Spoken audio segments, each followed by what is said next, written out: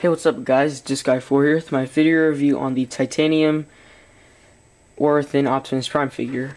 I got this guy in the 2-pack with the Titanium War Thin Megatron, which really sucks.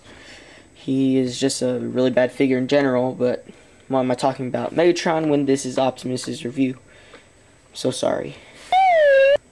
But this will be a really quick review because my my parents actually need it for some work event, my camera and all my equipment for this review, so I have to rush this review kind of, so we'll get right into the review. The color scheme for this mode is basically red, white, and blue, or a kind of grayish if you want to be exact. Yeah, it's just the basic Optimus Prime colors that you would normally see on any figure.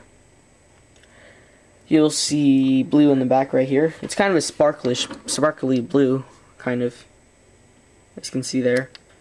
Then you also see that same exact blue featured right here, on these little tabs right there, on the fist art right there, which I'm not very happy to see right there, but whatever. On these lights up here, and you'll see the same exact blue featured in all the same spots on this side too. You'll see some red featured on the front portion of the cab right here, up here, and yeah, that's basically it. You'll see some, you'll see some yellow featured back here, which I guess you can call lights. I'm not exactly sure, but that's what I'll call them. And that's basically it for yellow, except for here in the headlights. Around the headlights, you'll see some silver kind of bars around them, with silver circles right here and right here, and silver outlining on this Autobot symbol right there, which is obviously red. It wouldn't be like green or purple. You'll see some silver back here on the gun right here, on the smokestacks, and some grayish on these sections right here, which are obviously his arms, but I'm not exactly sure. And he does kind of have a sparkly blue featured on the windshield, which is pretty neat.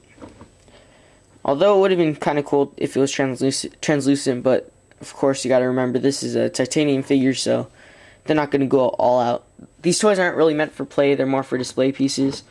But yeah, they're still my titanium is still the titanium series is still my favorite Transformers line, just because I like how all the toys look. It looks pretty neat.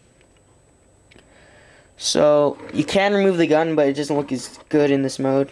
Or the mode doesn't look as good without the gun, so I prefer to leave it in. And this mode does look actually pretty cool. At first I really hated it, just because it looked kind of funny. But it really grew on me as time passed. I mean, I got this and the Megatron figure back sometime in December, I think. Maybe even earlier than that. December of 2007. But yeah, it's a pretty neat vehicle mode. I mean, it's obviously a futuristic Cybertronian car. So, yeah.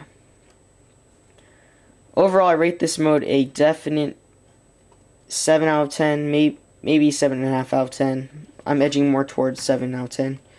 But, yeah, it's a pretty great mode. Out of the two modes, I definitely like this mode a lot better. So, yeah. But one thing that is bad is the tires don't really move. The two front do, but the four in the back don't really move that well. So yeah. So onto the transformation. The first thing that you go ahead and do is slide that out, just like this. Then you'll go ahead and detach the arms from the sides right here. Go ahead and extend the legs, just like that. Go and fold this section down like that, and rotate the waist. Then you'll go ahead and fold down this section right here, and that'll kind of fold up the head, kind of like a Automorph feature, but not really. So, if that made sense. Rotate the arm. You'll have to grab it right here, and then rotate it like that, and then grab the slider on the bottom of the arm, and fold out the fist. And there you have it. Then you go ahead and rotate this panel to the side. Do the same on this side. As you can tell, the arms aren't very stable on their own. I mean, if you kind of If you just barely jiggle the arm like this, it'll come detached from the side of the torso. But whatever. Once again, these toys aren't for play, they're for display. The next thing to go ahead and do is detach the legs. Then go ahead and fold out the feet, just like that and like that. If you can tell, don't fold it like that. And then that little toe piece will fold out. And you fold the heel right there.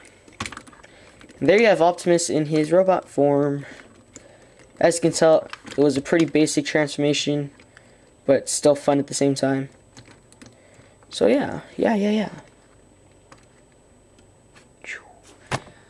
Ow. As you can tell, it's a pretty good looking display piece, but not a very fun toy to play with at all. I did used to regret the fact that I bought this figure, but now looking at him just right here, he looks pretty awesome, so I will forgive him for being such a bad figure. It's okay. We all have our problems. So, as we all know, Optimus Prime is the leader of the Autobots. I don't know how many times I've said this. So, yeah. The two figures, the Worth and Megatron and Optimus, came with the comic for the Worthin, right there. Still have it. So the only thing that I really remember from this comic was that somehow they like time traveled to the past or future. I forgot which one or which way it was, but they time traveled and they saw themselves fighting. So yeah, that's the only thing I really remember. So sorry, not a very big comic guy, but yeah, I'm pretty sure it was to the past. So that's basically all I can do for the character description of this War Within figure. It's not just a normal Optimus Prime figure, it's a War Within one, and that has to do with the comics, which I don't read, so I don't know much about the War Within version of Optimus Prime. So for his weapon, you have this non-firing gun. It's just a silver gun molded out of rubber. And you can put that in either hand, just like this. Kind of work it in there. There you have Optimus with the gun. Nothing too special. I guess you can try to get him in some type of cool pose. Like that. That looks pretty sick, doesn't it?